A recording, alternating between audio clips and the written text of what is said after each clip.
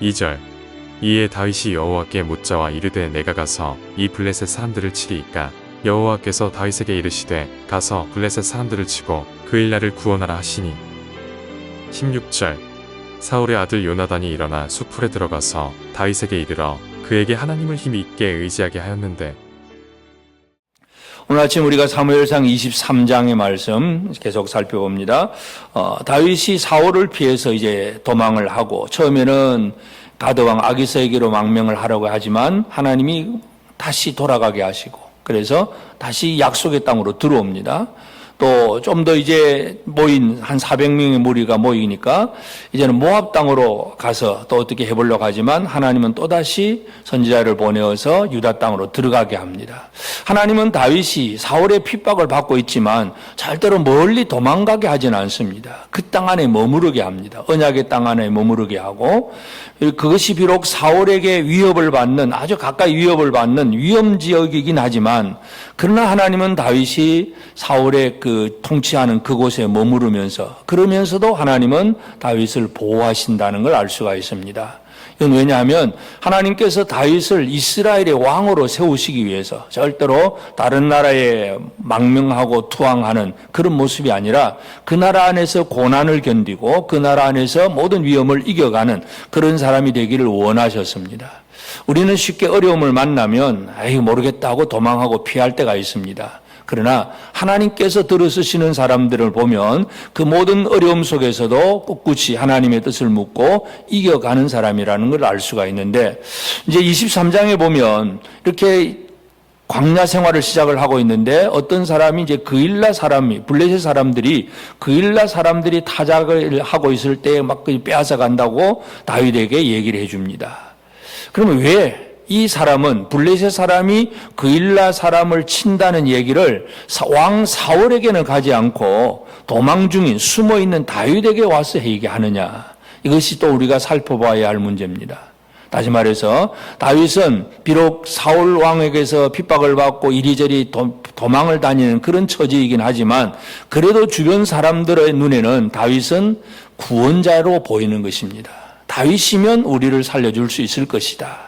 다윗이면 저 블레셋을 막아낼 수 있을 것이다. 이렇게 보여지는 것, 이것이 바로 하나님께서 원하시는 뜻입니다. 그것이 하나님께서 다윗을 그 나라 안에서 강하게 만들어 가시는 방법이고, 그래서 참 우리의 삶을 돌아보면 그저 우리가 살아내려고 애를 쓰는 사람이 아니라 다른 사람을 살려줄 수 있는 사람으로 서는 것, 이것이 하나님께서 만드시는 다윗인데 바로 오늘 우리의 삶도 그렇게 되어야 됩니다. 그냥 이 땅에서 먹고 살기 위해서 애를 쓰는 사람이 아니라 내가 어떻게 하면 다른 사람에게 남을 살려줄 수 있는 힘 있는 사람으로 보여줄 수 있는가. 그래서 문제가 있으면 찾아와서 의논하고 도움을 요청을 하고 뭔가 힘이 없으면 아무도 그런 도움을 요청을 하지 않습니다. 뭐 돈이 있든지 어떤 세속적인 권력이 있든지 뭔가 힘이 있는 사람이 있으면 사람들은 그를 의지할 수밖에 없습니다. 그래서 이 광야의 다윗은 겉으로 볼 때는 참 도망하는 처지지만 그러나 사람들이 볼 때는 그일라 사람들을 구원할 사람으로 보여졌다는 것, 이것을 우리는 먼저 기억할 수 있습니다. 그런데 이제 그일라를 이제 구원해 달라고 하니까 다윗이 가려고 하고, 그러니까 또 함께 있던 사람들은 이제 어떻게 우리가 지금 도망 다니는 처지인데 우리가 어떻게 남을 구원하겠습니까? 안 됩니다. 이제 이렇게 스스로 자괴감에 빠져 있는 그런 사람들이 또 다윗 주변에 많이 있습니다. 그 400명의 무리들이 그렇습니다. 근데 이제 뒤에 보면 또 처음에 400명이 어느새 600명으로 늘어나 있습니다. 그러니까 여자와 어린아이들까지 하면 더 많은 숫자가 지금 다윗에게 있습니다. 그러니까 우리가 이렇게 움직이면 또 사울에게 눈에 다 드러나게 되고 더 위험해지는데 어떻게 움직이느냐? 지금 계속 착 비밀리에 숨어 있자. 그냥 일하지 말고 숨어 있자. 이것이 바로 다윗과 함께하는 사람들의 삶 태도였습니다. 그러나 다윗은 또 하나님 앞에 묻습니다. 하나님 앞에 묻고 그 아비아달 제사장이 에봇을 가지고 왔기 때문에 그 우림과 둠밈에 가지고 하나님 앞에 묻고 하나님은 응답하십니다. 그일라를 구원하라. 그러니까 또 하나님의 말씀에 따라서 다윗은 순종을 하고 그일라를 구원합니다. 구원하는 결과로 그일라 주민을 구원하는 결과로 많은 것을 이제 차지합니다. 그래서 죽여 가축을 5절에 보면 크게 죽여 그들의 가축을 끌어오니라. 그리고 하나님이 하시는 오묘한 방법이 뭐냐 하면 광야로 이리저리 도망다니는 다윗이 어떻게 적어도 남자 장정만 600명인데 그 사람들이 먹고 살아가는 양식을 어디서 공급을 합니까? 바로 이런 전쟁을 통해서, 그래서 블레셋을 오히려 치고 그들의 가축을 끌어오는 이런 방법으로 하나님은 또 이렇게 다윗에게 공급하고 계신다는 것도 우리가 알 수가 있습니다. 하여튼 하나님의 손길 안에 있으면 안 될 것 같아도 되는 것이고 생각도 못한 일들도 이루어진다는 사실을 우리가 알 수가 있습니다. 그래서 광야의 삶을 이제 이렇게 다윗이 살지만 또 한 가지는 바로 위험성이 이제 드러났습니다. 그렇게 전쟁을 벌이면 공개적으로 많은 사람들이 알게 되고, 그리고 사울에게 그 소문이 가고, 그래서 사울은 다윗이 그일라에 있다는 소식을 듣고는 그가 갇혔다. 성과 성문이 있는 그 성읍에 들어가시니 갇혔다. 7절에 보면 그는 이제 꼼짝 이제 못한다. 내가 가서 포위만 하면 이제는 다윗을 잡을 수 있다. 그렇게 생각을 합니다. 그리고 이제 사울이 군대를 모아서 출발하려고 하니까 또 다윗이 그 정보를 미리 듣고 하나님 앞에 묻습니다. 하나님, 저 사울이 내려오겠습니까? 하는 이 질문. 또 하나는 그일라 사람들이 나를 버리고 배신하고 이 사람들이 사울의 편에 붙겠습니까? 하는 이 질문. 이 두 가지를 이 다윗이 하나님 앞에 묻습니다. 여전히 하나님은 다윗에게 응답하십니다. 사울이 내려올 것이고 그일라 사람들은 너를 배신할 것이다. 참 사람들은 그렇습니다. 힘들고 어려우면 도와주세요 해놓고 그 다음에 이제 만약에 그일라 사람들의 입장에 다윗이 자기가 함께 있고 사울이 자기 성을 포위했다면 그러면 어떻게 해야 됩니까? 또 다윗과 함께 같이 죽는다는 생각을 합니다. 그러니까 또다시 배신을 하는 겁니다. 처음에는 도와주세요 했다가 그 다음에는 또 그일라 사람들은 다윗을 배신할 것이 뻔하다는 거죠. 하나님은 그 다윗에게 그 얘기를 미리 해 주십니다. 사람은 절대로 신뢰의 대상이 아닙니다. 사람은 늘 자기 중심적으로 움직이기 때문에, 그래서 그일라 사람들이 배신할 것을 알고 다윗은 그 그일라 성을 떠납니다. 그리고 이제 또 사울도 떠났다는 얘기를 듣고는 그 자리에 또 이제 수색하기를 또 포위하기를 멈춥니다. 그리고부터 또 다윗은 광야의 삶이 새롭게 시작이 됩니다. 그래서 이제 십황무지로 또 넘어갑니다. 근데 십황무지 수풀의 황무지에 가니까 그곳에 또 이제 첫 번째는 요나단이 찾아옵니다. 그러니까 다윗의 친구 요나단, 처음에 다윗을 도망가게 했던 요나단이 이 다윗의 소식을 듣고 이 다윗에게로 와서 더디 한 번 더 얘기를 해줍니다. 그러면서 17절에 보면 두려워하지 말라. 내 아버지 사울의 손이 내게 미치지 못할 것이고 너는 이스라엘 왕이 되고 나는 네 다음이 될 것이다. 내 아버지 사울도 안다. 그러니까 요나단은 다윗에게 힘을 실어주는 격려하는 사람이 되었습니다. 하나님이 이 다윗이 지금 이렇게 막 일해놓고 또 힘들어하고 또 막 어려워지고 하니까 또 위로자를 또 보내주시는 거예요. 우리가 하나님의 뜻대로 살다 보면 또 힘들고 어려운 일을 겪을 수도 있습니다. 그러면 또 하나님은 위로자를 보내어서 또 함께 해주십니다. 그래서 이 다윗에게 하나님은 요나단이 가게 해서 그를 위로해 줍니다. 그런데 또 여전히 마찬가지. 십황무지에 이제 들어갔을 때 십황무지 사람들은 또 자기에게 다윗이 왔다는 소식을 또 사울에게 고발을 합니다.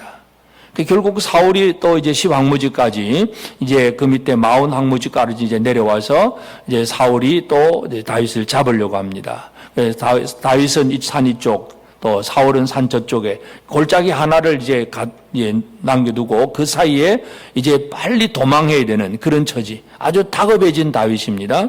다급해진 다윗이 어떻게 해볼 도리는 없습니다. 그러나 하나님께서 또 역사하셔서 또 어떤 또 보고하는 신하가 사울에게 와가지고 지금 블레셋이 쳐들어왔다고 급한 소식을 또 알리니까 사울이 이거 일단 블레셋부터 막아야 된다 생각하고 이제 떠납니다. 그래서 그곳을 셀라 하만느곳 분리하는 바위, 하나님께서는 분리해 주십니다. 대적과 우리를 분리해서 절대로 건드리지도 못하게 하시는 그런 하나님의 은혜를 주신다는 것을 우리가 알 수가 있습니다. 그래서 오늘 아침 우리는 이 사무엘상 23장을 통해서 우리는 과연 누구인가 하는 문제부터 첫 번째, 나는 살려고 애를 쓰는 사람이냐 아니면 다른 사람들이 나에게 살려달라고 요청할 수 있는 이 남을 살려줄 수 있는 사람으로 살 것인가. 오늘 이 아침에 우리는 이것을 가장 먼저 생각을 해야 되겠습니다. 다윗은 살아내려고 애를 쓰는 사람이 아니라 남을 살려주는 역할을 합니다. 자기도 힘들고 같이 있는 사람들도 이건 안 된다고 자꾸 주장을 하지만